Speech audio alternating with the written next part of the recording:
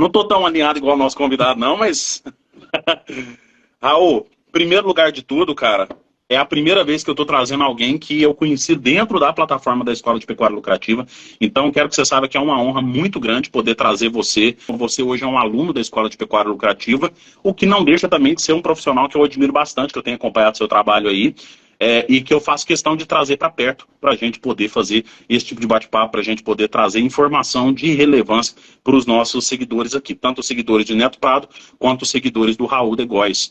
Eu fico realmente honrado, porque já tem aí quase um ano que eu estou na EPL, né? Então já é um certo tempo, já deu para devorar muitas aulas, assistir muitas lives.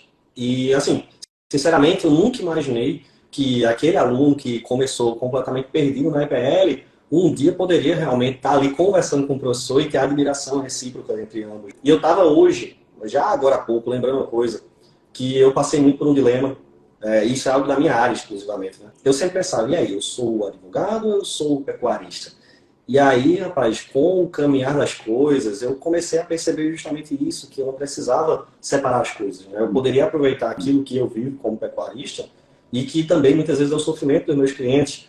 Pode ser coisas até que outros alunos seus passem também. Então eu disse, eu sou os dois o tempo inteiro. Então, quando eu comecei a conciliar aquilo dali, cara, foi quando o negócio começou a mudar bastante. Então, assim, para quem não me conhece, pessoal, eu sou advogado aqui em Pernambuco, também sou pecuarista. Claro, não estou ainda no ramo dos milionários, mas a gente segue a EPL justamente para poder aplicar tudo isso e atingir as metas da gente lá na fazenda. Eu tenho uma formação mais voltada para a parte empresarial. Hoje em dia, os meus clientes, a maior parte, ou são produtores rurais ou empresários realmente, ou em alguns casos até mesmo empresários do ramo rural, que é o público que eu quero mais atingir com isso, né? A gente vem fornecendo soluções aí, tanto em questões do agronegócio, como também a parte imobiliária voltada para o agronegócio, então principalmente fazendas. Primeira pergunta você já respondeu, qual que é seu nome? Segunda pergunta, o que você faz? Você acabou de contar pra gente, você é um advogado pecuarista ou um pecuarista advogado. Eu gostei muito dessa explicação sua. Conta uma coisa pra gente antes da gente andar aqui. Há quanto tempo você é pecuarista e há quanto tempo você é advogado? Eu sou advogado, já vai fazer 5 anos, sou ainda relativamente jovem na advocacia. E na pecuária eu comecei no dia 25 de maio de 2022, ou seja, tem aí pouco mais de um ano. Estou bem novinho ainda no ramo, mas assim, saiba que tenho que fazer um adendo a isso, né? Minha família antigamente era realmente do ramo. Então, depois de algumas gerações, eu decidi voltar àquilo que foi as origens e o crescimento da minha família na época. Só que aí vem uma pergunta que ela é mais complexa um pouco do que a pergunta que nós vamos desenrolar a nossa live toda aqui. O porquê que você escolheu, você explicou já de certa forma, mas eu quero levar um pouco mais a fundo essa pergunta.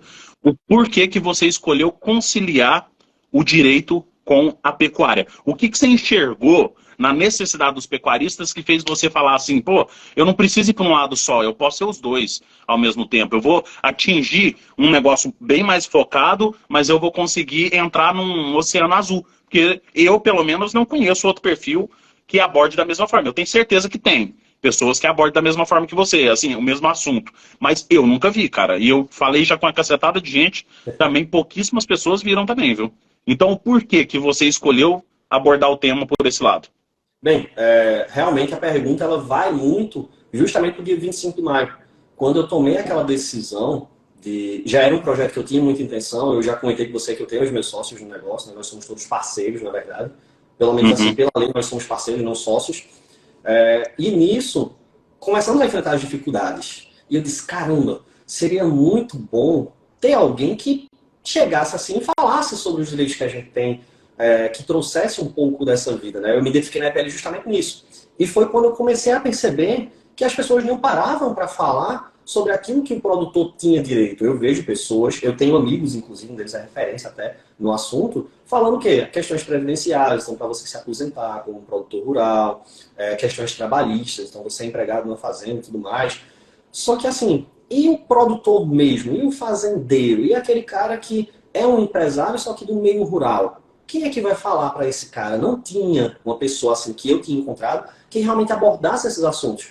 E eu estava vivendo na pele muitas dificuldades que eu tinha certeza que outras pessoas passavam e que quando eu comecei a falar, eu fui chegando nas pessoas e fui vendo justamente aquilo. Então eu fui vendo que as pessoas tinham muita questão de falta de acesso a conhecimento, por exemplo, sobre crédito rural. Então eu fui percebendo que as pessoas tinham problemas com vizinhos, porque, pelo amor de Deus, tem um vizinho, cara, que eu acho que a pessoa prefere ir pro inferno a ter que conviver com ele.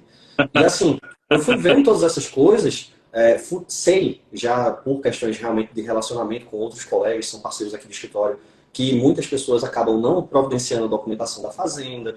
E eu sei dos riscos da pessoa não fazer isso. Então eu disse, cara, tem muita coisa que o produtor rural está fazendo de uma forma que pode trazer prejuízo para ele. E ninguém está chegando para dizer aí, ó, isso aqui está errado. E eu sempre fui muito de lutar pelos direitos das pessoas. Era uma coisa que acabou fazendo que eu realmente fosse para o direito, porque eu tenho em mim uma coisa muito do justo.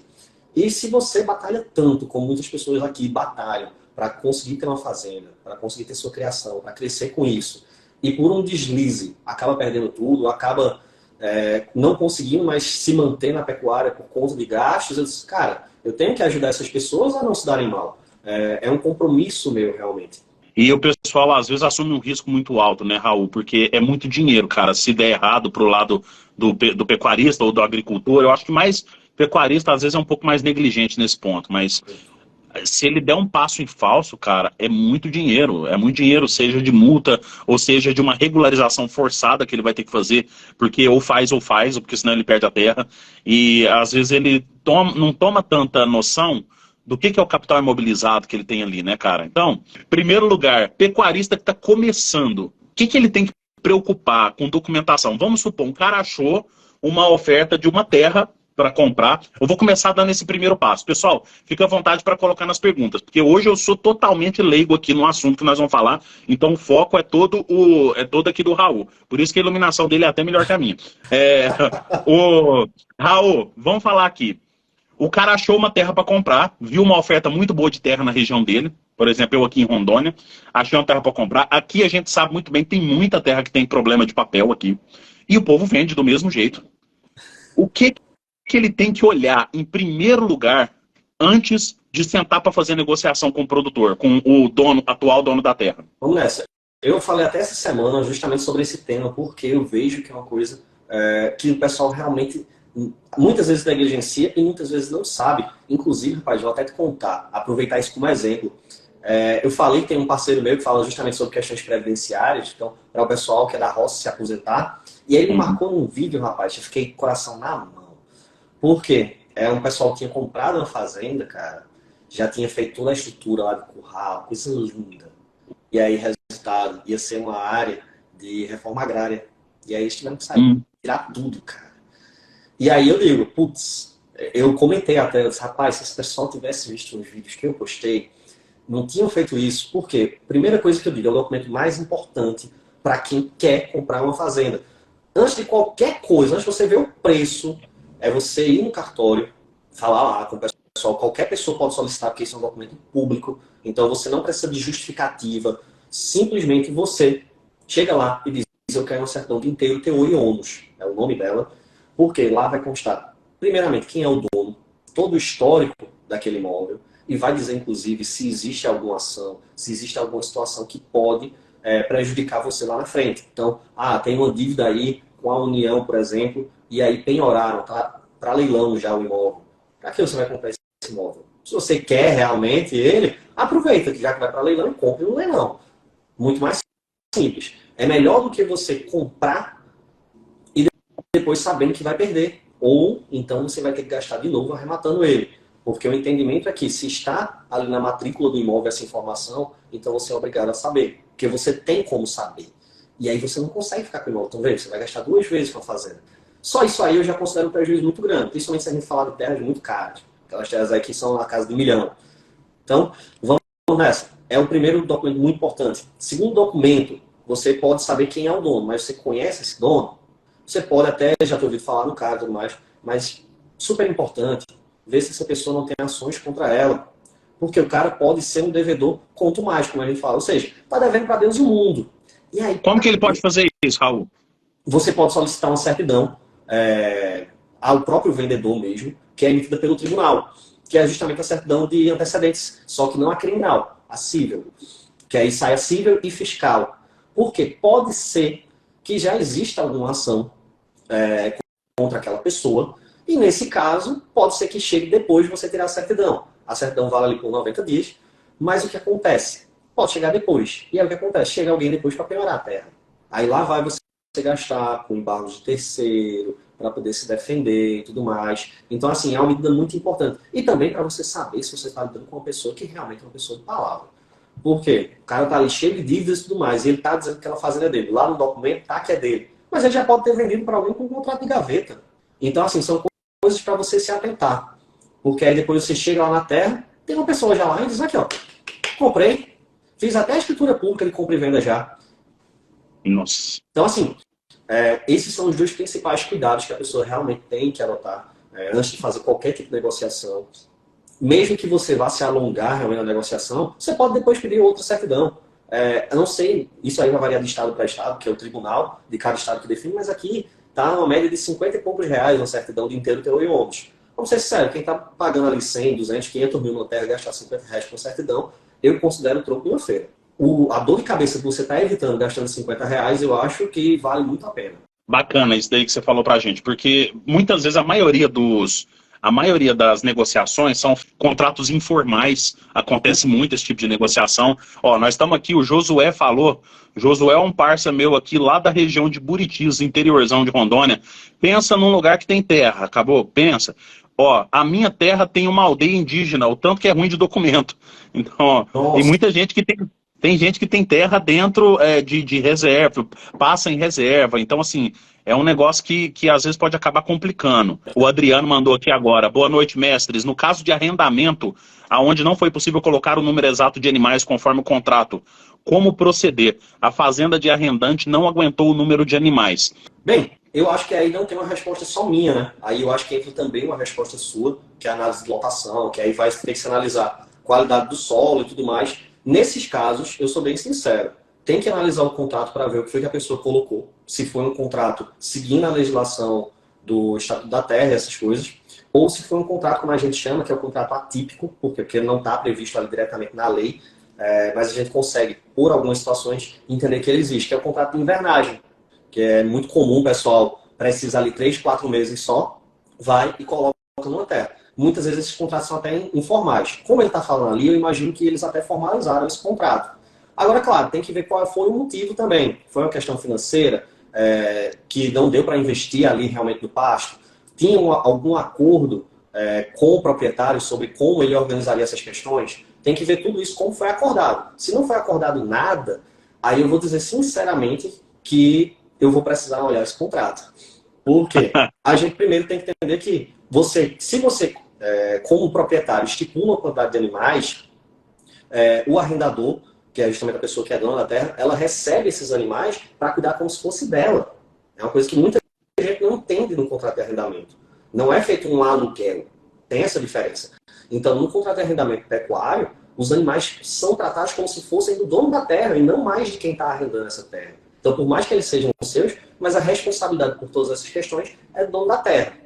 Claro que é importante você fazer. Eu lembro até desse exemplo seu, que foi o cara que fez conta de quantos animais ele queria na terra para saber quanto ele ia ganhar. Mas a terra não comportava.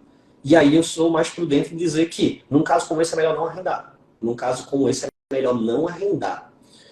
Tem que ver também, aí, por exemplo, se tem uma multa, se foi estipulada alguma coisa assim. Também se o preço já foi pago, não em forma de aluguel, né, mas sim já o valor cheio. Todas as questões, porque senão eu diria, é muito mais interessante a pessoa simplesmente cancelar, fazer a rescisão desse arrendamento e buscar uma outra terra. E isso quanto antes, obviamente, para que os animais não vão perder o peso. Agora, claro, tem infinitas variáveis aí, teria que ser uma coisa para se conversar realmente, para que eu pudesse fazer uma análise completa. Agora, claro, Neto, fique à vontade para tecer considerações, porque, como eu disse, isso aí também está muito dentro da sua área. Eu acho que aqui é uma resposta conjunta mesmo, o Raul, porque eu já acompanhei cliente, cara, que pegou arrendamento e falou assim para mim, Neto, eu queria que você fosse junto comigo avaliar o arrendamento, porque ele tá me cobrando X, eu achei barato o arrendamento, só que ele tá falando, um de 25 hectares, e ele tá falando para mim que cabe 70 cabeças lá dentro. Aí eu já virei e falei para ele assim, bicho, qual que é o histórico de adubação? Porque eu nunca vi gente botar terra para arrendamento adubada. Geralmente, cara aduba para ele. Ele cuida bem melhor da terra dele, não terra que ele vai pôr para os outros. Então tem que tomar muito cuidado com isso. Rotacionado sozinho não faz isso. Rotacionado sozinho não dá conta de segurar. Rotacionado aumenta 30%, 40% de uma capacidade de suporte, a não ser que você tenha uma reserva de capim muito grande, mas o máximo que você vai chegar em 25 hectares aí é em 40 cabeças. É muito difícil você chegar em 70. E aí, esse cliente específico, aí ele, com esse retorno meu, claro, o dono da terra deve ter ficado bravo comigo pra caramba, mas ele não pegou o arrendamento. Ele falou, não vou pegar. Tá barato demais, mas eu não vou pegar. Prefiro pegar um que tá R$ 5 mais caro, mas a terra é bem cuidada e o cara sabe do que cabe ali dentro. Então, acho que vale a pena chamar alguém que ou entenda de manejo de pastagem, ou alguém que tenha se aprofundado um pouco mais nessa parte de manejo de pastagens, para ir lá na terra avaliar, para ver. Não, ele está falando para mim que é para ele só... Porque esse caso, ele só aceitava 70 cabeças. Ele não aceitava menos. E aí ele queria fazer o valor cheio, né? Na época eu lembro que era R$ 35, 70 cabeças, 2.450. Ele aceitava 2.450. Então, menos que isso ele não aceitava. Ele falava, não, se for colocar menos cabeça, o valor fixo por mês é esse. Então, acabou que, assim, eu falei para ele, não, sai fora disso, porque você vai colocar animal lá com menos de 2 ciclos aí de giro de capim, e esse capim acabou. Acabou, não vai ter mais capim ali. Então, vai detonar tudo, vai começar a crescer erva daninha. O capim também era bem mal manejado. Então, tem que olhar bem essa questão. Antes de entrar no arrendamento, avaliar pedaço de terra, olha, entre 1 e 1,5 UA por hectare de capacidade de suporte, é a média do Brasil, por mais que tem muita gente que tema com isso, dá uma olhada, tá dentro dessa margem aí? Se tiver dentro dessa margem, vale a pena avaliar mais de perto. Se não tiver, se o cara estiver puxando para 3 UA por hectare, sai fora. Sai fora. Se não for adubado, que eu acho que não é, maioria, não vale a pena mexer com isso. O Adriano também. O Adriano, ele é aluno da escola do início lá, quando a escola saiu em janeiro de 2022. Você é um dos primeiros lá. Doutor Fabiano Mesquita, boa noite. É possível fazer escritura mesmo não estando legal a terra? Manda bala. Essa é a resposta que todo mundo odeia advogado quando fala. Depende do motivo. Depende muito do motivo. Por exemplo, se for uma terra de grilagem, cara, eu diria, esqueça. Mas assim, a terra não está com a documentação porque tem uma disputa judicial para a terra de herdeiro. Cara, tem infinitos motivos. Então assim, se você não consegue fazer o registro porque existe alguma irregularidade, tem que saber primeiro qual é a irregularidade. Eu vou até usar um exemplo aqui, que chegou para mim, rapaz, um cara dos Estados Unidos, ele é brasileiro, mas mora nos Estados Unidos, chegou e tal, começou comprando terras de algumas pessoas da família, e nisso... Ele falou aí, ó, no caso, pendência na justiça por disputa. Pode continuar aí. Então, aí vai ter que se esperar resolver essa disputa. Porque ninguém vai registrar realmente, e se fizer um registro, dependendo do que for essa disputa, vai ficar lá gravado. Em algumas situações você pode colocar lá que a pessoa está ciente dessa disputa e que ela pode, inclusive, perder a propriedade por conta disso. Eu, sinceramente, não gastaria para fazer o registro de um imóvel havendo uma disputa. Não faria isso. Eu esperaria se resolver a situação. Enquanto isso, você está como possuidor. Né? Voltando para a história, senão eu vou acabar esquecendo desse exemplo, que é muito importante, que é uma forma que o pessoal defende muito de regularização de imóvel, que é o uso capião. E aí ele me passou toda a história, ele disse, uma advogada lá na região, uma pessoa importante aqui falou, depende ainda, se sabia ou não sabia da disputa no momento da compra. Pois é, verdade. Verdade. Lucas Lima, pessoal, é um advogado que para mim é referência na parte imobiliária. Isso aí é a mesma coisa que o Papa falando para a igreja. Se ele disse, tá falado. É parceirão nosso. Foi um prazer, inclusive, Lucas, lhe conhecer lá em Santa Catarina, cara. Satisfação imensa. E aí o que acontece? Venderam para esse cara, queriam vender para ele, aí deve uso capião. Só que eu disse, cara, foi mal, mas uso capião de bens da própria família? Existe uma coisa que o pessoal do tribunal entende como mera tolerância, ou seja, se é da família, não é uso capião. Eles que estão só permitindo que você use, mas a terra continua sendo deles, pode passar 50 anos. E isso quebra as pernas de muita gente que fica achando, não, é a terra de um tio, é a terra de um primo, vou ficar lá um tempão, depois é minha. Não, acabou. Você pode ter tudo que a lei pede, mas sendo da família, cara, esquece. Então, por isso que eu digo, tem sempre que analisar.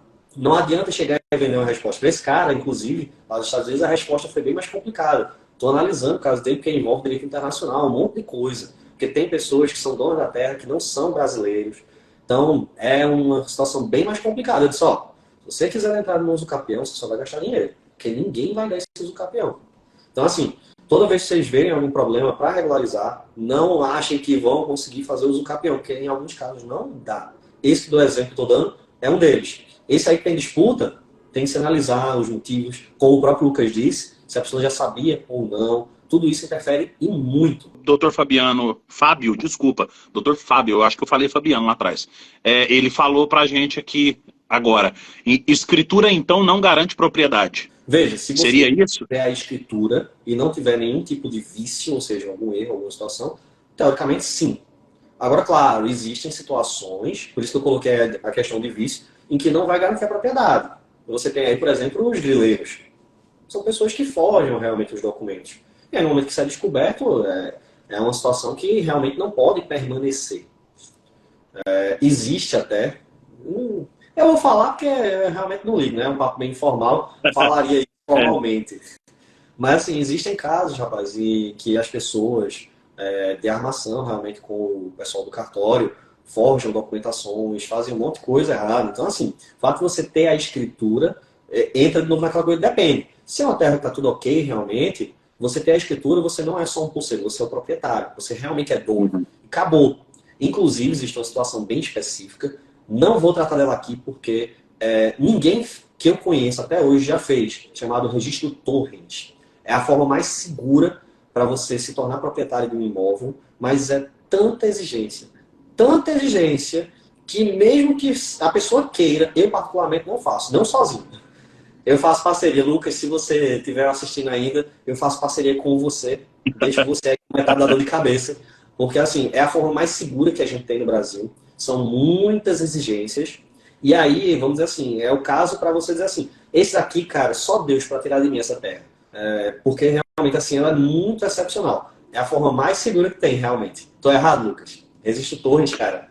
Eu nunca vi a coragem para querer se arriscar. Mas, assim, vamos dizer que é o melhor jeito para você dizer assim, registrei e é minha. CMT-SCAF. Qual a diferença entre o arrendamento e o aluguel? Ótimo. Bem, além do local, em cada um se aplica, tem justamente esse detalhe que eu coloquei mais atrás. No caso pecuário, que é o que a gente está tratando aqui, não vou falar a parte de agricultura, a lei interpreta que os animais vão ser cuidados pelo dono da terra. Quando você aluga, você é quem está cuidando daquele ponto, de tudo. Para a lei, o dono da terra é que vai cuidar dos seus animais. A principal diferença que você vai ter o formato de pagamento também, né? O aluguel, como o próprio nome diz, ele realmente é dessa forma. Prestações mensais consecutivas, ou seja, todo mês você vai dar o dinheiro. No arrendamento, você tem duas formas de pagar. Ou o aluguel, ou então a prestação fixa, que é você pagar pelo arrendamento todo de uma vez. Tem essa diferença também. Então, assim, são algumas coisinhas poucas mesmo. A lógica é semelhante, mas algumas coisinhas são diferentes. Um outro exemplo, que eu até já falei em vídeo, para quem arrenda terra, venderam a terra, eu não queria comprar não, eu vou ter que sair? Não. No aluguel, a não ser que exista realmente uma cláusula específica, você teria que sair do imóvel. No arrendamento, não. Você tendo feito o contrato, você fica até o final. No aluguel, isso é exceção. No arrendamento, isso é regra e não tem exceção. A exceção é as causas que a própria lei prevê para você sair da terra. Se você não fizer nenhuma dessas coisas, você fica lá pelo tempo que você quiser. No caso, o contrato. Você fez o contrato para 10 anos, que a lei só prevê o mínimo, ela não prevê o máximo. Né?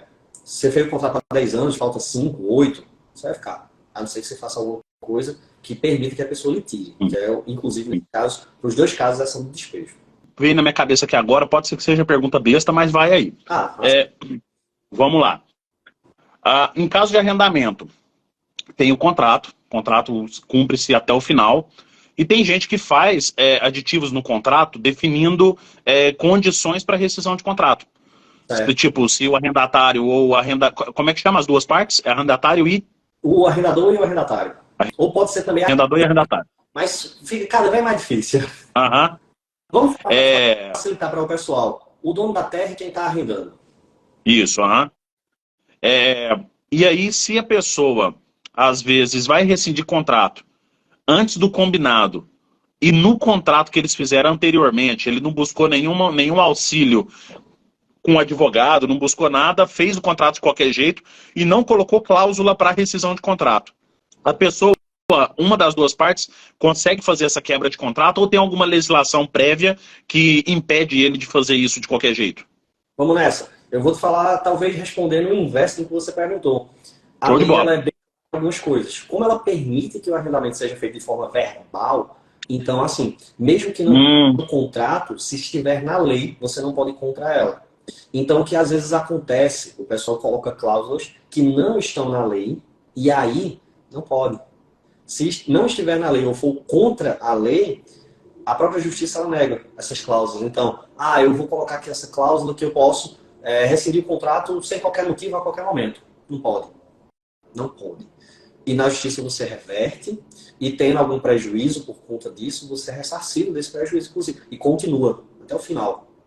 Então, assim, o arrendamento, cara, é muito bom você fazer um contrato, porque você tem muitas garantias. Se você não tiver um contrato, você precisa de testemunha. E quem danado leva gente para ver a formação do contrato.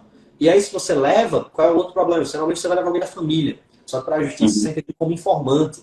Então é uma prova mais fraca. Então, assim, cara, eu sempre digo, é um pedaço de papel.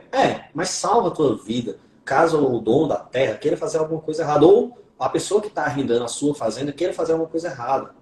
É um custo mínimo com papel. Vamos lá, 2 folhas de papel, A4, cara. É a mesma coisa que eu falei da certidão. É um gasto besta. Aí a pessoa, não, eu confio. Cara, nesse caso, eu não vou dizer quem é, porque aí eu vou estar expondo a pessoa. Ela não vai estar aqui na live e tal, mas assim, não vou expor porque é uma pessoa próxima a mim. Mas arrendou uma terra, cara, não fez contrato, não tinha testemunho, não tinha nada. Teve um acidente, derrubaram boa parte da cerca. E o pasto melhor ficou todo exposto a uma via de circulação. E aí o cara teve que fazer o quê? Engordar o gado todo em coxo. Na outra parte da propriedade, eram 2 fazendas que só tinham uma cerca dividindo elas, então o cara puxou todo o gado. Então, assim, a lotação foi lá para cima. Então, o pasto que tinha na outra já era pouco, eram animais que estavam realmente suplementando em coxo. Teve que ir todos para suplementação. E aí o cara disse, não, era cliente da pessoa e tudo mais. O resultado ficou no prejuízo. E até hoje, cara, isso já vai fazer o quê? Já tem mais de 6 meses. A terra tá lá, assim, colocar a cerca de volta. E aí, tipo, sem contrato nem nada, você tem que aceitar. Ele quis aceitar o prejuízo. Vê, tipo, é o que eu digo, é uma besteira para muita gente, mas numa hora como essas, garantia mínima vantagens para ele. Tudo bem, eu entendo que ali tinha uma questão de ser um cliente da pessoa, a pessoa não quis fazer esse entendimento, que era um cliente antigo, era um ótimo cliente, bom pagador e tudo mais.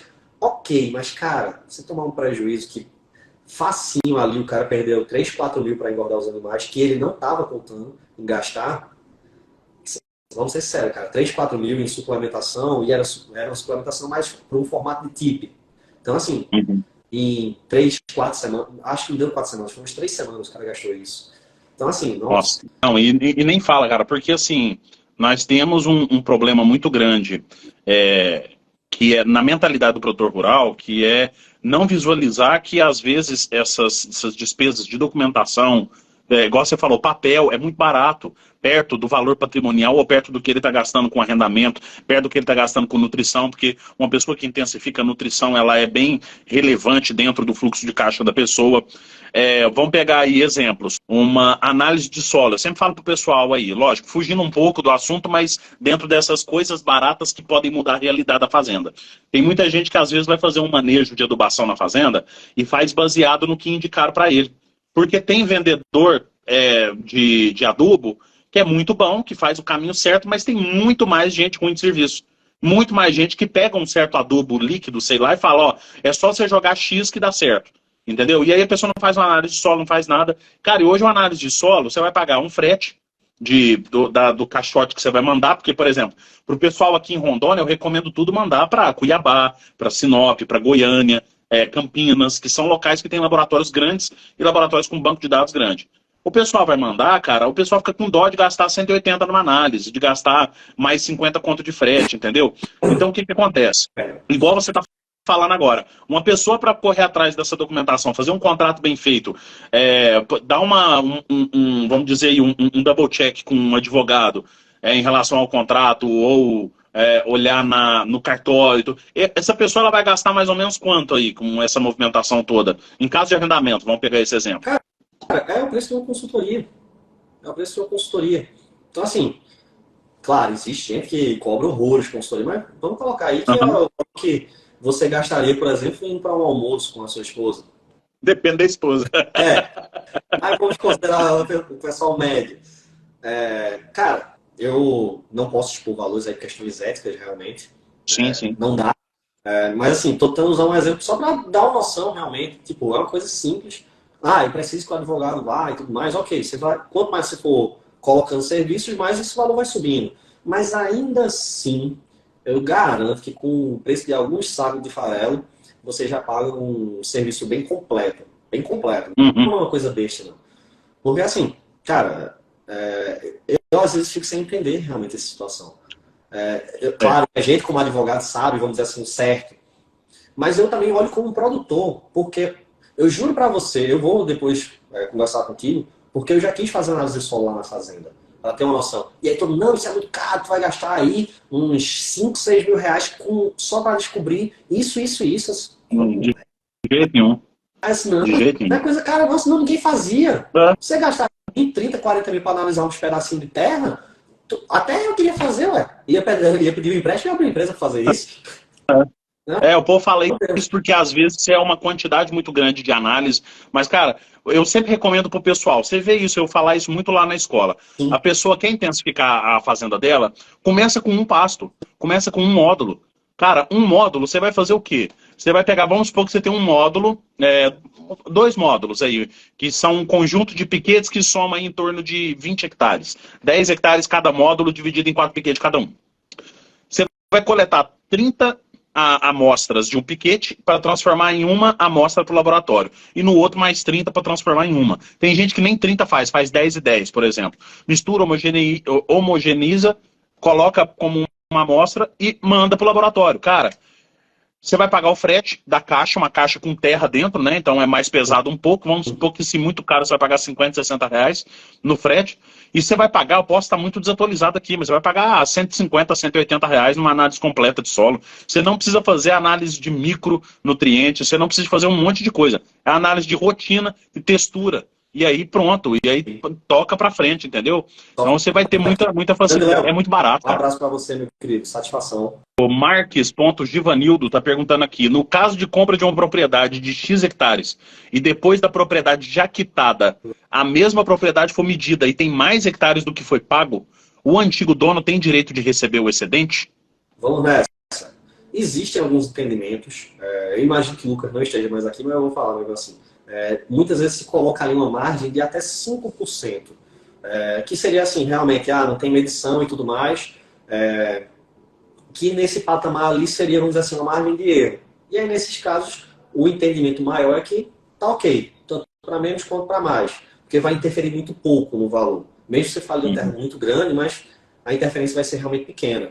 Mais do que isso, aí sim, o interessante seria a pessoa notificar o antigo proprietário de que há essa diferença, fazer uma nova negociação e, se for o caso, pagar algo a mais. O correto, né? Vamos trabalhar dentro do correto. O que geralmente a gente recomenda aqui? Que se não existe, aí eu já vou pular a pauta, hein? Já vou falar de uma coisa que eu estava pensando em falar. Esquenta não. Mas se não existe o georreferenciamento da Terra, que é justamente onde você vai descobrir a medida exata, é muito mais interessante você pedir um valor mais baixo na Terra. E você depois fazer. Porque você está assumindo o risco não de ter mais terra, mas de ter menos. Geralmente tem menos. Alguns poucos casos tem mais. Alguns poucos casos tem mais. Muitas vezes tem menos. E às vezes eu já vi um caso que a terra tinha aproximadamente 300 e poucos hectares, ela foi para pouco mais de 200, cara. O roubo foi maior que a pessoa que comprou de acordo com a escritura e anunciou um valor maior que o da escritura. Aí a confusão foi por conta disso. Mas assim, a gente conversou com o nosso cliente, que era vamos dizer assim, o primeiro proprietário. Ó, tem esse erro aí, não é culpa sua, mas veja, se o valor que você cobrou por hectare foi esse, e na verdade só são tantos hectares, então fica ali o valor, acabou sendo um valor bem pequeno para o porte do cliente, graças a Deus, era um valor muito pequeno. E aí, só, agora não tem mais nada seu. É dos caras para lá. É dos caras para lá. Você vendeu conforme a escritura. Nada errado, não foi má fé nem nada. Só que naquela época, quando ele comprou e tudo mais, eu acho que, se brincar, nem existia já o referenciamento quando ele comprou a terra. Não, eu já vi muito lugar pessoal fazendo georreferenciamento só no papel, cara.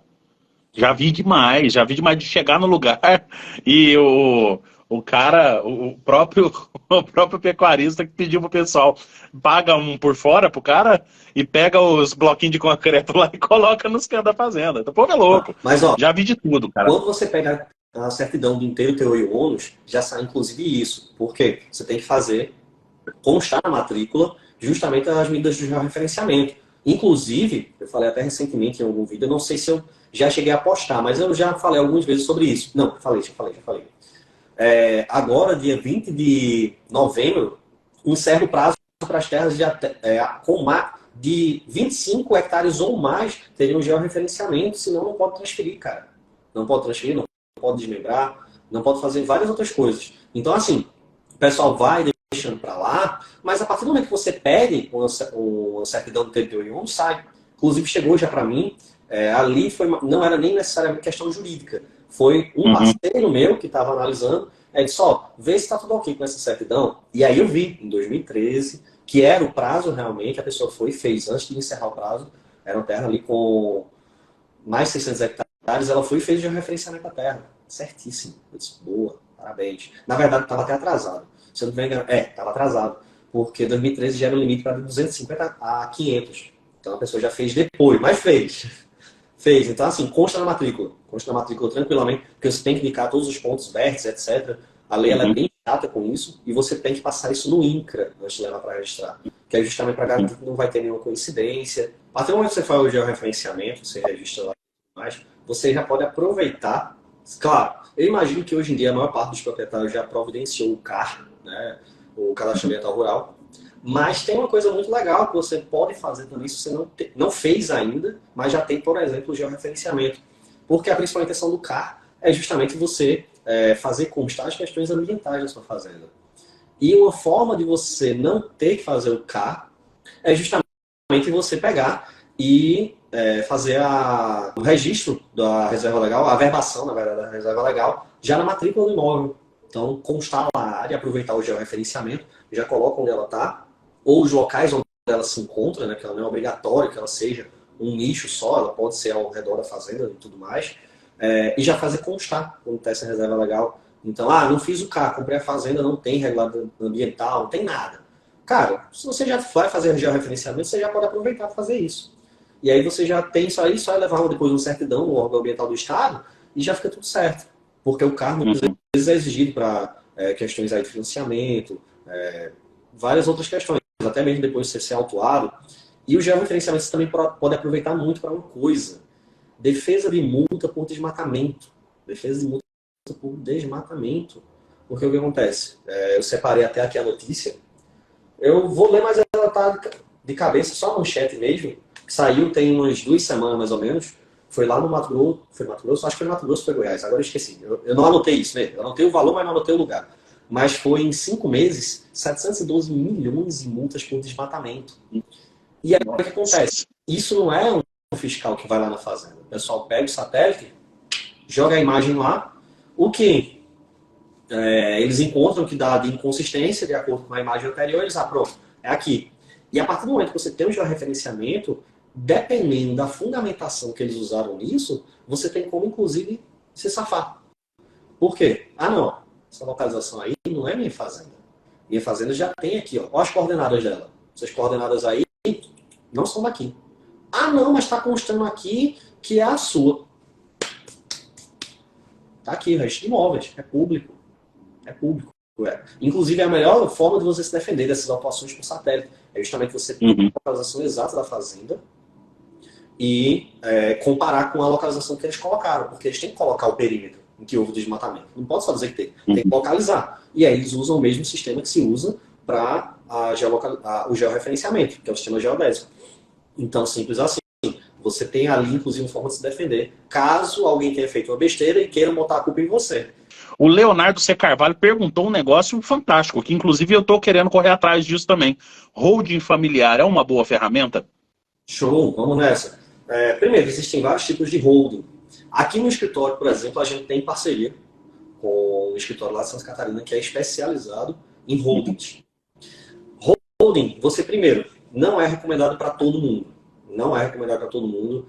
Muitas vezes, vamos dizer assim, Em primeiro lugar, para quem não sabe aqui, Raul, o que é uma holding? Beleza. Holding é o seguinte, você vai montar uma empresa e essa empresa vai administrar todo o seu patrimônio. Existem várias formas de holding. Você tem aí, por exemplo, a holding sucessória, que é para organizar todo o seu patrimônio já em vida, para que quando você venha a falecer, todo mundo já receba tudo direitinho, sem ter que gastar imposto de transmissão, sem ter que sair mudando as coisas em cartório. Você economiza muito nessa parte. Holding familiar geralmente é para quem tem um patrimônio aí, pode ser, por exemplo, uma fazenda e tudo mais, que administra tudo. E essa holding, tudo vai estar basicamente no nome dela. Você pode botar toda a sua vida, tudo que você tem nela. O que a gente não recomenda? Vamos dizer assim, eu vou colocar a visão otimista e a visão realista. Na visão otimista, a gente não recomenda nunca holding para quem tem um patrimônio de menos de R$1 milhão. Na visão realista, esse patrimônio tem que ser de pelo menos 10 milhões. Mas, Raul, como assim? Então, o que acontece? Na holding, a tributação ela é sempre sobre o bruto. Então, assim, em alguns casos, você consegue uma vantagem absurda. Então, por exemplo, imóveis, para fazer a negociação, a alíquota é menos da metade. E aí, imagina só, você está economizando ali tudo isso, se você tem muita movimentação, obviamente você está economizando muito com imposto. Mas sempre é sobre o bruto. E em alguns casos, pela holding, você vai acabar pagando mais, já que é sobre o bruto. Então, assim, a gente tem esse valor aí mais plausível de 10 milhões para você começar a realmente dizer assim, vale a pena ter uma holding. Eu já vi um caso de uma holding sucessória. Isso foi compartilhado no Instagram. Não foi caso que chegou para mim, não. Mas era uma holding sucessória de 25 imóveis. A pessoa ia gastar com imposto 7 milhões e alguma coisinha. Só em imposto. Por aí você já tira também. Isso por não ter feito a holding ou no processo da holding? Se ela não tivesse feito a holding, quando ela falecesse, a família ia gastar quase 8 milhões em imposto. Com a holding, a família ia gastar pouco mais de 400 mil. Nossa, cara, que isso. Então, assim, como eu digo, em alguns casos, a holding é uma excelente forma de você economizar dinheiro. Ela é aquele tipo de investimento que mais faz sentido para quem é do agronegócio, são os investimentos em longo prazo. Você vai pagar ali naquele instante um advogado para organizar a sua vida e tudo mais, você vai ter uma despesa contábil, que é não todo mês, porque a holding é uma empresa. Uma então empresa. Ela tem que preparar tudo aquilo que entra nela. O seu patrimônio está todo nela, muitas vezes. Você não é obrigado a colocar tudo, mas geralmente o pessoal coloca tudo mesmo. Casa, carro, se tiver moto, só não bota as crianças como patrimônio. Mas se puder também. E aí, eu tinha colocado já no último tópico lá. Pode olhar, acho que foi a primeira coisa que eu coloquei no último tópico, que é justamente parte de holding. Mas ela não é interessante para, por exemplo, o pequeno e o médio produtor rural. Não é porque muitas vezes o cara nem sequer tem as coisas no nome dele. João, muito obrigado aí por trazer, viu? O João falou, agora eu tô chamando o cara de CM de novo. Porém, a mineradora João registrou o uso solo da minha terra. Não fizeram nada ainda. Tá, mineradora. Tem que ver como foi que eles fizeram isso. Eles chegaram no cartório e registraram esse direito, porque assim, para você fazer exploração do solo, você tem que ter uma autorização. Para você fazer o uso e exploração do solo, pode ver que deu até confusão ali a questão da Petrobras, né? Querendo explorar lá a região da Amazônia e tudo mais, porque você tem que ter uma autorização para tudo isso. Sim. Então, assim, para eles terem registrado, eles têm que ter dado entrada em uma autorização. Imagino eu que eles já fizeram isso. Agora, com que direito? Que a terra é sua, está registrado no seu nome. Então, tem que ir no cartório para ver como é que está isso. Qual foi a alegação que eles colocaram? Se tem aí alguém que vendeu para eles o imóvel, porque tudo isso tem como você solucionar, ou no próprio cartório, ou judicialmente. Então, assim, é bom num caso como esse, João, você realmente pedir aí uma certidão para ver como é que está essa situação aí e analisar medidas que podem ser adotadas. Porque imagina só, o pessoal quando chegar, eles chegam com um maquinário já para começar a explorar. E aí, cara, você tem que ver se foi feito, se foi registrado na matrícula, não é mais a reintegração de posse. Tem que ficar de olho nisso. Se o pessoal não fez não fizesse registro na matrícula, só dissesse que era deles e tudo mais, aí sim caberia a reintegração de posse. Então, muito cuidado, porque pode ser o caso de entrar talvez com uma manutenção na posse, justamente para impedir o pessoal de entrar. Claro que eu estou dizendo isso sem olhar, é aquilo que eu já tinha dito antes, aqui na live. A gente primeiro precisa analisar para poder dar uma boa resposta. Não sei o que é que está lá no registro, como foi que fizeram isso, não estou vendo. Então, estou supondo algumas coisas e dizendo que pode ser, depende dessa minha suposição. Vendo o papel, Aí a gente chega e diz, ó, é isso aqui. A realidade é essa. Maravilha. Não, eu já vi muita gente, cara, inclusive que fizeram bons negócios com mineradora para eles entrar na terra e poder explorar ali. Bons negócios mesmo, que receberam uma grana bacana para fazer isso daí. E depois a mineradora ela devolve terra fértil para a pessoa, aonde foi o local. Cara, e devolve fértil prontinho para você plantar pasto. Já vi muita gente ganhar dinheiro com isso e ainda receber de volta uma terra de altíssima qualidade. É porque é um negócio muito rentável, dependendo do que eles queiram Sim. explorar, não entra nem na questão de volume, né? Às vezes o próprio item que eles sabem que tem ali, ou que eles fizeram estudos e imaginam que existe ali, é algo extremamente rentável. Então o pessoal vai já super preparado, né? É igual quem tem petróleo na propriedade. A pessoa, 1% do lucro não é o faturamento mesmo, é o lucro. Beleza. Cara, mesmo assim é muito dinheiro. Dependendo da exploração, de quanto você consegue explorar por dia, cara, no mês isso é uma fortuna para a pessoa. Bem que a pessoa não faz aquilo dali, mas, cara, às vezes está feita pro resto da vida. Às vezes está feita pro resto da vida. Que isso? O Renato está perguntando para a gente também, uma pergunta que está mais para cima lá. Tem como averbar contrato de arrendamento na matrícula da terra? É muito caro fazer isso? Tem sim, você pode. Eu não vou dizer quanto é o valor, porque, como eu disse, isso aí depende de cada estado. Alguns estados cobram mais caro, outros cobram mais barato. Existe uma coisa chamada tabela de emolumentos. Nela tem todo esse tipo de coisa. Você pode averbar tranquilamente. É uma medida que dá mais segurança, inclusive, porque torna público o conhecimento desse arrendamento. Então, assim, evita até mesmo uma coisa a mais para evitar depois que a pessoa queira dizer que a terra é dela. Tentar fazer uso campeãozinho da vida, né? Eu vou partir para um outro assunto aqui agora, um assunto importante. Não sei se acontece só aqui na nossa região, no nortão mesmo do país, Rondônia, Pará, esses locais às vezes que pode ser que tenha terra que não entra muito, que quando você entra na terra ela não está com uma papelada toda bacana, sabe? E que o governo fez o programa do Terra Legal, né? Esse programa do Terra Legal, em primeiro lugar, ajuda a esclarecer para a gente aqui um pouco o que é o programa do Terra Legal e quais que são os benefícios dele para quem está na propriedade, não só diretamente para a propriedade, mas para o pecuarista em si e para a região também, vamos dizer assim, o benefício social desse Terra Legal aí, de certa forma.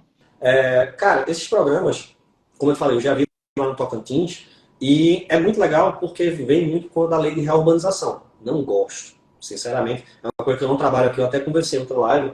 Eu não gosto da Reurb porque ela é muito complicada para a gente fazer. Não é nem que seja difícil, ela realmente é complexa por conta das regras que a própria lei coloca para algumas situações. Nesse caso aí, da Minha Terra Legal, existem alguns estados que já tomaram até outras iniciativas fora do governo federal, que eu acho até mais interessantes. E eu vou usar o caso do Tocantins porque eles estavam dando o direito das pessoas ficarem com o domínio da terra, ou seja, ela não ia ficar como proprietário, já que a terra continua sendo da União, mas elas tinham de continuar morando lá sem nenhum problema. Elas iam pagar os impostos e tudo mais. A regra que eles colocaram lá, vê que engraçado. A principal exigência, fazer o georreferenciamento. Por que isso? Né? Querendo ou não, é para você ter um controle. Você tem aí o controle florestal, você tem inúmeras coisas que o governo não vai gastar fazendo isso. Então ele delega para as pessoas fazerem. Nesse caso aí, a melhor vantagem que você tem em adotar um programa como esse, bagunça comigo mesmo, em adotar programas como esse do Minha Terra Legal, é justamente de você ter tudo já organizado, ter toda a papelada organizada, e não correr o risco que acontece, por exemplo, não sei se aí usam essa expressão, mas terra de invasão. Isso acontece muito em âmbito urbano, pode acontecer também no rural, mas assim, a gente usa essa expressão aqui no urbano. E que a pessoa simplesmente chega, vê ali um terreninho e decide construir. E aí fica terreno de invasão. É um terreno muitas vezes público, mas que a pessoa passa a morar. E aí o pessoal não tem documento que é terra de invasão, é terra de invasão. Então esse programa é muito interessante porque pessoas que estavam em terras, vamos dizer assim, sem ser legalizadas, têm ali uma chance de ficarem todas dentro da lei. Então todo mundo ganha, né? Vamos dizer assim, é o famoso ganha-ganha. Não conheço ninguém que tenha dado entrada por esse programa. Nunca chegou aqui na história. É tanto que é uma coisa que se você for pesquisar no meu perfil eu não falo. Eu não sigo realmente o público. Porque é uma coisa sempre muito complicada de fazer. Eu já pensei em fazer aqui na minha cidade. Deve ter dado um vídeo desgraçado para vocês, que eu bati no microfone. Eu já analisei aqui em alguns, graças a Deus, alguns casos, graças a Deus vai ser uso capião. muito melhor do que aqui, na minha cidade, fazer pelo rito da REURB. Mas assim, sinceramente, se a pessoa estiver encontrando vantagens lá onde ela está, por esse programa, ótimo. Porque eu sempre vou dizer, a melhor coisa que você tem é a garantia que aquela documentação vai lhe ser útil para o resto da vida. Pro resto da vida. O que o pessoal até fala bastante aqui na região, muita gente deu entrada no Terra Legal, a gente estava no governo anterior. E aí, depois que trocou de governo, cara, travou a documentação e tá demorando demais a sair. Demorando muito a sair. Eu não sei se é uma pergunta que cabe, porque você até me desculpa de eu ter fugido da pauta agora, mas por que que o pessoal, não vou nem dizer governo não, porque eu não quero entrar nesse âmbito político, mas o que acontece dentro dos trâmites que às vezes impede tanto da documentação sair com um pouco mais de agilidade? Muitas vezes são questões políticas. Cara, que eu não queria entrar nesse assunto, mas vamos ser sinceros. É uma conversa informal que eu vou ser bem sincero com você. Dá só uma passadinha por cima e nós já muda de assunto. Sim. Se lembre de uma coisa chamada MST agora. Então, assim, isso aí vai interferir, quer ou não, cara. Isso aí vai interferir muito, quer ou não. Existem pressões políticas e tudo mais. E você garantir às pessoas terra dificulta um pouco mais essas questões. Você dá à pessoa o documento da terra dificulta bastante a vida, porque aí a pessoa já está com o domínio útil, ela já está produzindo, e aí por que você vai tirar dessa pessoa e botar para outra? Entendeu? Então, assim... Entendi perfeitamente. Minha humilde opinião é essa. Posso estar errado? Ok, eu não estou lá dentro. Eu não sei o que está acontecendo. Mas, assim, quando você casa informações, fica algo mais plausível. Não estou dizendo que é por isso. Longe de mim. Mas, assim, se você considerar algum motivo, eu imagino que em alguma medida isso pode interferir sim. Seguindo o jogo, já que você está com a pauta aí na sua frente, eu abri mais o arquivo aqui, como eu fui abrir pelo Instagram, ele deu problema aqui para mim. Sim.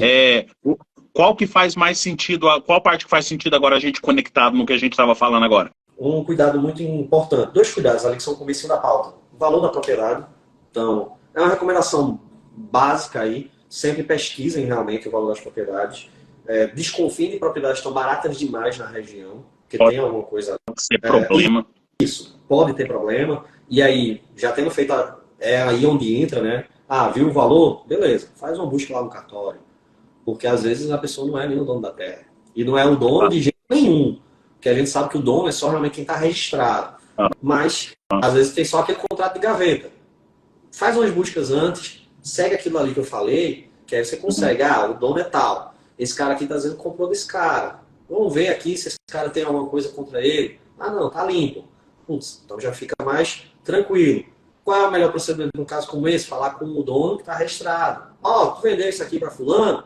Vendeu? Beleza, show. Você já, rapidinho ali, coisa de 2, 3 dias, você já matou todas as dúvidas. Se você for ligeirinho e o cartório for mais ágil, no mesmo dia você já consegue resolver tudo isso. Dentro do cuidado que a pessoa deve ter na hora de adquirir uma propriedade, que isso é uma coisa que eu vejo muito aqui acontecer, trazendo um pouco para esse lado da nutrição, é o pessoal tomar cuidado, que às vezes uma coisa que pode desvalorizar a terra e às vezes o produtor que está vendendo a terra não coloca isso em consideração, é o quê? Que faz valer muito a pena ir lá visitar para você ver de perto.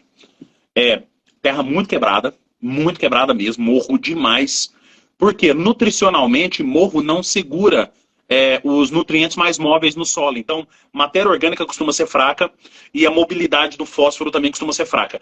Por que desses dois? Fósforo desenvolve raiz de capim e a matéria orgânica desenvolve potencial de produção de folha. Então, uma terra muito quebrada, geralmente, a maior nutrição dela está toda no vale, está toda na parte de baixo. E ela não aceita qualquer capim também no morro. Então, você tem que plantar só capim de baixa produtividade e capim que cresce mais deitado, para proteger o solo de erosão também. Então, muitas vezes você entra e é cheio de mombaça. A terra toda quebrada e o morro cheio de mombaça. A primeira coisa que você tem que fazer é tirar aquele mombaça e colocar um capim de crescimento decumbente, né, que é o capim deitado. Primeiro ponto importante. Segundo ponto importante, terra, aí muita gente vai bater em mim agora. Terra arenosa demais. Terra arenosa demais tem muita dificuldade de reter nutriente no solo também. Então, é uma terra que vai aguentar lotação menor. Então é uma terra também que não pode ser uma terra tão cara. Geralmente a terra mais valorizada é a terra muito produtiva e a terra mais plana. Por isso que o povo fala, é a terra de agricultura. É a próximo de agricultura, mas quanto mais a gente tiver terra mais produtiva e com mais potencial de colocar animal em cima, eu acho que é importante a pessoa levar em consideração na hora de ver o valor. Isso daí entra no que você falou. A terra tá barata demais, mas deve ter algum problema ali. O que pode ser o problema? Esses dois aí costumam ser problema que aparece bastante. Sim, e me corrija se eu estiver errado, mas também as deficiências do solo se refletem nas deficiências do próprio capim, né? Então, Sim, com certeza, com aí é certeza. essencial principalmente para quem está fazendo aí, investindo em vacas para cria, né? Aí os bezerrinhos precisam de uma quantidade maior de fósforo também, né? Essa coisa de nutriente, fósforo e matéria orgânica, reflete demais na lotação, cara. E hoje o próprio Antônio Schacker fala muito.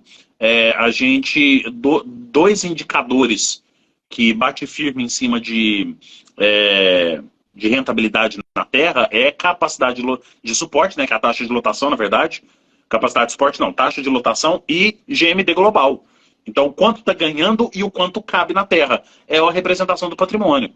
Porque o patrimônio, a rentabilidade numa fazenda, ela não é representada por quanto você gasta e quanto você vende, porque aí você recebe. Não é só fluxo de caixa, porque se você tem um fluxo de caixa que no começo do ano, depois que isso veio na cabeça, mudou minha visão sobre muita coisa.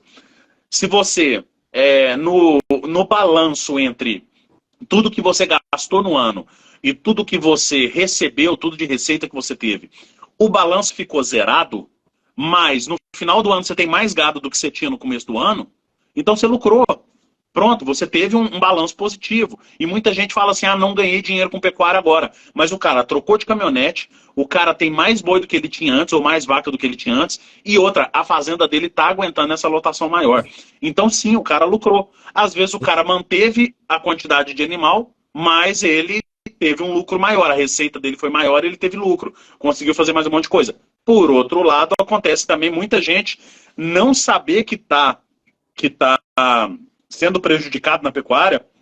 Por isso que a pecuária, eu acho que é uma das atividades que faz o produtor mais demorar a perceber que ele está perdendo dinheiro, porque às vezes o cara não está perdendo dinheiro, ele está perdendo quantidade de cabeça, ele está diminuindo a quantidade de lotação que ele tinha. Um ano ele tinha 400 cabeças, outro ano ele tinha 380, no outro ano ele tinha 360. Vai diminuindo, o patrimônio dele parece que ele está ganhando dinheiro, mas por outro lado está diminuindo a quantidade de gado.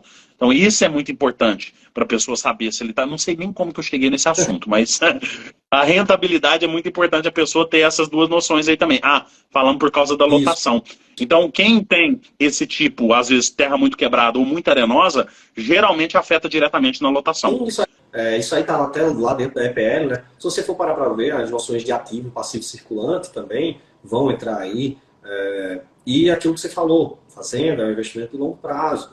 Quanto mais para frente você pensa nela, melhor. Então, se você está pensando só no que entra e sai em um ano, você tem essa distorção. Mas quando você vê a questão de depreciação e tudo mais, o quanto aquilo que você está investindo vai durar, e aí você faz toda a conta, realmente, aí você diz, pode até esse ano estar tendo um déficit patrimonial, mas é esse ano. Ano que vem, por conta desse déficit, já vai ter um superávit. E isso é o que importa. Eu sou do tipo que prefere dizer assim, não viva só de uma coisa. Se você pega tudo que você tem e vai começar um agronegócio, isso é arriscado. Tem que ser aos poucos, você tem que estar dividindo. Eu sou do tipo que prefere reduzir volatilidade, então múltiplo investimento. Múltiplo investimento, você não vive só daquilo. Claro que tem pessoas que querem viver só daquilo, e aí nesse caso eu digo, tem que estar preparado para esse tipo de surpresa, de um balanço, por exemplo, negativo. Mas a pessoa está ali rodando as coisas. Se está tendo fluxo de caixa, então está rodando. Se está rodando, não tem problema. Lá na frente, as consequências positivas vão aparecer no balanço. E aí está tudo certo. É uma outra coisa, assim, uma recomendação importante, já que eu falei sobre você ver ali a questão de registro e tudo mais, quando comprar, se a terra já estava registrada, continue deixando ela registrada. Registre o seu nome. Para isso, além do próprio contrato, que é importante se fazer, a escritura pública de compra e venda. Porque qualquer imóvel que custe mais que 30 salários mínimos é obrigatório fazer isso. É obrigatório fazer isso, até porque a nossa querida amiga Receita Federal, ela quer ter certeza que você não está lavando dinheiro. Se você tem aquele dinheiro e ele é lícito, então é importante que você faça tudo isso aí, deixe tudo direitinho, porque você vai estar ali tendo toda a segurança e você tem tudo para lhe assegurar de que você realmente seguiu o que está na lei. Então, é uma recomendação aí simples, mas importante. São algumas despesas que você vai ter, mas eu nunca trato como gasto, sempre como investimento. Você realmente vai ter que tirar algum valor do seu bolso, mas é um valor muito pequeno perto do valor do patrimônio em si. Até porque existe teto também para esses valores. Então, você está falando aí de propriedade de valor muito elevado, você vai pagar o mesmo que de uma terra com menos da metade daquele valor. Então, quanto maior o valor da terra, melhor para você, porque o custo ele tem um limite. Ele tem um limite realmente. E aí, passou desse limite, é mais vantajoso ainda, porque vai ser um valor cada vez menor em comparação com a terra. Simples assim. A minha dica final para quem está querendo começar e quer começar realmente a fazer as coisas do jeito certo. Quer começar realmente organizado, com tudo direitinho, para não ter surpresas lá na frente. Outra coisa que eu tinha colocado aqui era sobre a questão de arrendamento. A gente já falou algumas vezes. Então, assim, eu trouxe aqui só para título mesmo de ajudar alguém que esteja pensando. Claro, claro.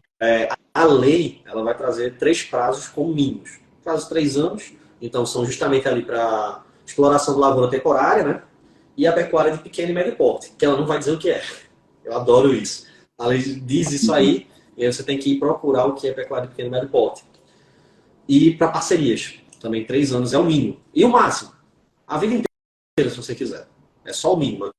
O outro prazo, 5 anos, lavoura permanente e pecuária de grande porte. Aí cria, recria, engorda ou extração de matéria-prima desses animais. E 7 anos é o mínimo para quem for fazer atividade de exploração florestal. E você já falou daquele outro, que o cara arrenda só por 3, 4 meses, um mês, um ano. Verdade, são contratos que a gente chama de atípicos. Eles não vão estar aqui nessa regra, mas eles existem e são permitidos. Você pode fazer um contrato de arrendamento tranquilamente, que se tiver algum problema e for para a justiça, o juiz não vai dizer, não, isso aqui não existe, não. Não, existe. É ok. Não tem problema. Já é uma coisa que é um entendimento tranquilo dentro da justiça. Esses aqui são os prazos mínimos se você quer fazer uma coisa realmente a longo prazo. Não, não vou querer comprar a terra, eu vou ficar só arrendando. Pronto, então aqui esses prazos para você que quer investir a longo prazo, mas a propriedade não seja sua.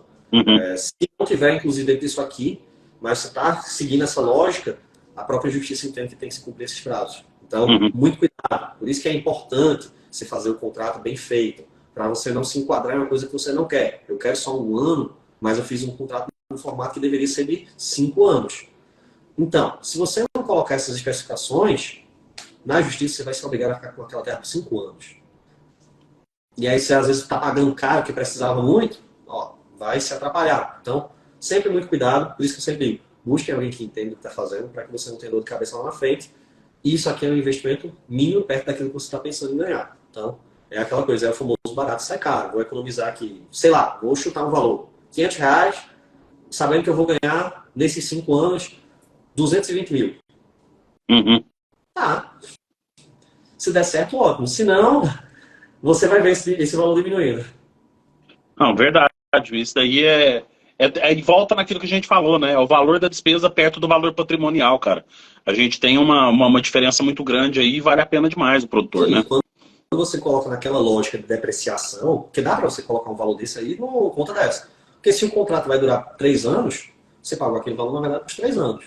Vamos ser sinceros. Aí quando você coloca isso aí, é uma coisa, às vezes o dinheiro de um lanche. Deixa eu ver aqui.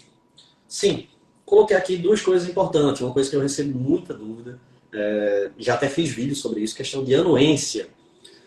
É muito importante que seja acordada essa questão, se a pessoa pensa ali em fazer financiamentos, requisitar crédito rural, que já conste no próprio título que existe a anuência do proprietário. Porque você coloca ali realmente a produtividade ou aqueles bens, no caso da pecuária, já ali na linha do banco. E eles vão se garantir. Então, se você está achando que se o cara te der um calote, você vai pegar os animais, então já tem que ficar atento para isso. Dando a anuência, você talvez não possa contar com os animais. Não dando a anuência, você limita o crescimento daquela pessoa. Então, tudo isso tem que ser muito bem acordado, se haverá anuência ou não. Então, aí é onde entra o diálogo, dizer exatamente o que você quer. Você não pode chegar só e dizer assim, quero botar os animais aqui e pronto. Não, você tem que ter um planejamento. Assim, a pecuária, para ela ser lucrativa, ela tem que ter um planejamento. Né?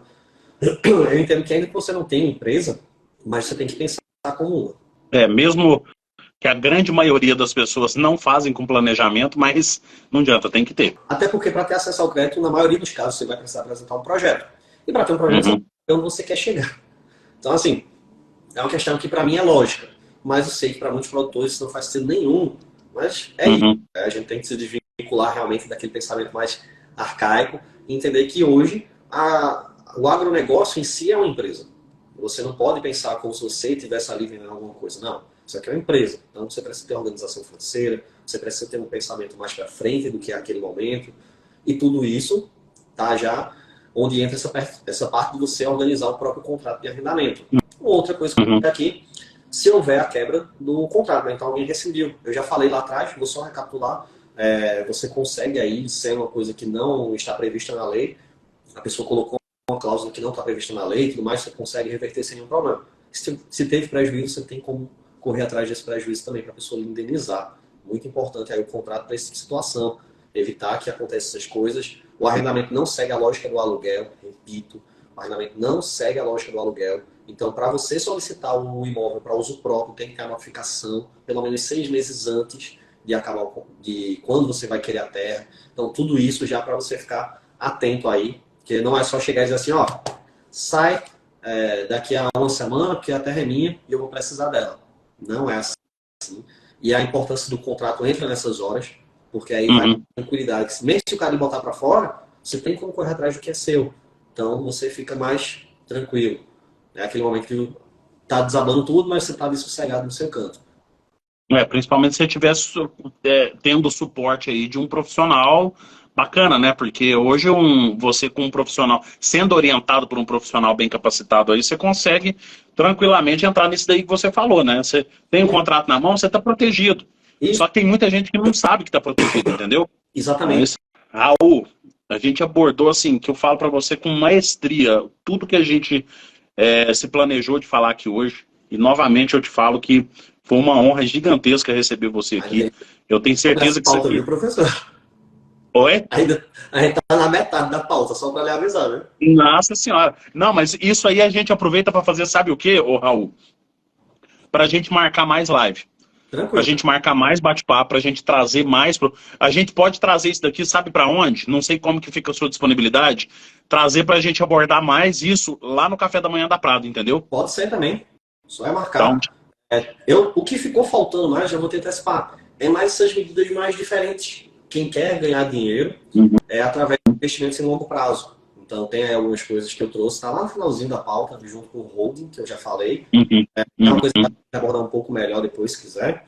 Mas ali tem Sim, sim. algumas medidas para quem está pensando em economizar e até mesmo ganhar até dinheiro com essa economia. Então, trouxe ali algumas coisas para quem tem mais condição, realmente, para quem está ali no patamar diferenciado, mas também algumas coisas que estão ali realmente ao alcance do produtor que está ali entre o pequeno e médio. Raul, hoje, quem quiser te encontrar nas redes sociais, como que essa pessoa te acha? Em todas as redes sociais que você quiser me encontrar, é sempre com o mesmo arroba que está aqui no Instagram, arroba Raul de Góes. Do mesmo jeito que está aqui no meu perfil, todas as redes sociais, até o meu domínio, quando eu fiz, eu consegui exatamente o Raul de Góes. Nunca coloquei para frente porque não estava encaixando com o que eu queria agora. Mas tem um domínio reservado com o meu nome. Então, se alguém um dia achar, ele tá rico, vou tomar o site. Não, já é meu. Não consegue mais. Não consegue mais, eu já reservei. Já reservei. Isso é importante fazer, cara. Isso é importante fazer. Esses dias eu assisti uma palestra de uma delegada do digital, cara. Que ela mostra muito tanto que é importante a gente fazer isso daí para a gente ter segurança dos nossos dados. Eu também tenho o registro Neto Prado hoje. Eu não lembro se eu consegui o .com.br, mas eu acho que eu não consegui, não. Mas, cara, eu consegui pegar um registro e isso daí já ajuda muito já. Muito. O da Escola de Pecuária Lucrativa também, já. Inclusive as páginas novas agora já estão rodando nesse domínio novo já também. E outra coisa, eu sempre peço para todo mundo aqui, além de você me acompanhar nessa parte da pecuária, faz a recomendação para a gente de mais uma pessoa que a gente pode correr atrás, que a gente pode convidar para vir para cá. Quem que você recomenda para nós?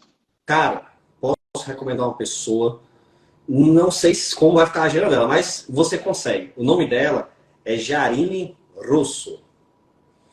Eu vou te mandar depois o arroba dela. Depois você me... Isso. Eu mando para você o arroba dela. Ela vem fazendo um monte de live. Inclusive, uma das coisas... Ela, inclusive, é quem tem parceria comigo para fazer a questão de holding. Então, o pecuarista que tem muita dor de cabeça para declarar o patrimônio, ela é a pessoa perfeita. Mais um advogado para cá, mas eu não posso dizer que o pecuarista, porque ele é bom com tributação, porque, inclusive, um advogado, ele entrou em contato comigo tem mais ou menos um mês. Ele disse, Raul, eu preciso muito que você me indique alguém, porque, assim, eu tenho muitos produtores aqui que são clientes meus, e o pessoal todo ano apanha demais para declarar imposto de renda. Eu disse, calma, vamos conversar aqui. E quem eu indico sempre, além dela fazer as holdings, ela também cuida de toda a parte de tributação para o produtor rural. Então, se a pessoa está sofrendo com o imposto de renda, ela precisa muito ver essa live, porque, ó, eu juro para você, não tem pessoa melhor que ela para transformar direito tributário, que é uma coisa difícil, numa conversa super leve. Ela faz você admirar os impostos. Não, show de bola. Pode ter certeza que nós vamos entrar em contato com ela, sim. Estamos com uma lista extensa aí, porque eu botei na cabeça de cada um que eu converso aqui, eu peço para me dar indicação, cara. Aí minha lista agora tá parecendo pirâmide agora. Tá parecendo esquema de pirâmide. Eu entro em um e indica mais dois, três, entro em um e indica mais um, e isso daí tá virando uma bola de neve, graças a Deus, porque nós vamos ter uma bola de neve de muito conteúdo. E já tá, agora eu tô oficializando aqui o convite para o Raul dar uma aula pra gente lá na Escola de Pecuária Lucrativa. Já conversei nele aqui conversei com ele aqui no particular. Ele já aceitou e agora eu estou trazendo isso oficial com testemunhas aqui agora. E eu oficializo né? Eu concordo tranquilamente, vai ser um prazer ajudar a EPL a crescer, a levar realmente mais conhecimento. E a EPL eu tenho realmente uma dívida muito grande de gratidão, porque é quem está salvando realmente meu investimento no agronegócio, é quem colocou muita coisa daquilo que era meu sonho na prática. Então, assim, eu sou eternamente grato ao que a EPL fez por mim e eu sei que ela pode fazer a mesma coisa por várias outras pessoas. Então, se eu posso ajudar, eu vou ajudar com o maior prazer. Com certeza. Não, depois da nossa conversa de hoje, eu estou na dúvida se você vai dar uma aula só. Você vai dar mais uma aula lá dentro. Raul, novamente, cara, muito obrigado. Ó, eu deixo para você aqui o agradecimento não só em nome meu, mas em nome de todos os seguidores que estão aqui, que eu tenho certeza que aproveitaram muito conteúdo. Não só eles, mas eu vou assistir essa live mais de uma vez, porque tem muito, tá pesado de conteúdo aqui, cara. Isso aqui é uma live valiosíssima, muito conteúdo bacana. Pessoal, todo mundo que está assistindo, segue a página do Raul. A página do Raul tem todas essas informações que ele está falando aqui, ele faz vídeo direto. Tem vídeo novo na plataforma dele. Eu tenho certeza. É de domingo a domingo. Todo dia tem um post. Todo dia. Todo santo dia tem um post. Então, gente, não perde tempo. Entra lá, assiste o conteúdo dele. E, ó, pode ficar ligado vocês aí que essa parceria aqui nossa vai longe, viu? Um forte abraço para você, Raul. Tudo de bom para você e para sua família. Que vocês fiquem com Deus. Professor, foi um prazer imenso estar por aqui e espero realmente poder contribuir cada vez mais, viu? Falou, até mais. Tchau, tchau. Próximo.